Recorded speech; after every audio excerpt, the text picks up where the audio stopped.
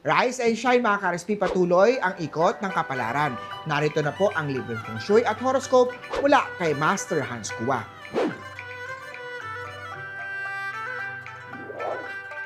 Sa mga pinanganak ng Year of the Rat, may darating na chance para maipakita ang galing mo. Isang moment lang ang kailangan para mapansin ka. Ang feng shui tip ko maglagay ng green coin pouch sa workstation o mesa para tuloy-tuloy ang swerte at finance at work balance energy. Green at 4. Kay Oxaman, listening is often the only thing needed to help someone. Maging bukas sa pakikinig. Baka mas kailangan kanyang bilang kausap kesa solusyon. Mahalaga ang presence kesa advice minsan. White at 6. Kay Tiger naman, huwag magmadali sa negosyo. Hindi lahat ay successful agad. Ang pag-iingat ngayon ay kita bukas. Maglagay ng white stone sa gilid ng cash box upang saluhin ang kita mula sa unexpected na customer. White at 6. Kay Rabbit naman tayo, kung ikaw lang ang laging humihingi ng tawad, baka hindi mo kasalanan yan. Maging aware sa red flags ni partner. Gold at 2. Kay Dragon naman, makakatanggap ka ng papuri. Kahit hindi ito hinihiling, ito ang magsisilbing fuel para sa araw mo para maging productive ka. Blue at 3. Kay Snake naman tayo, may responsibility na biglang ibibigay. Handa ka na ba? Opportunities are usually disguised as hard work. Malay mo, tinetest ka lang pala ni boss. Yellow at 7.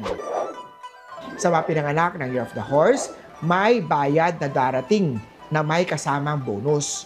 Pag dumating ang swerte, tanggapin ito ng buo at magpasalamat. Feng Shui tips, maglagay ng jade plant sa southeast area ng kwarto para long-lasting financial luck. Green at 9. Kay Goat naman, kumain ng kamote, saging o oatmeal para sa mood stabilization.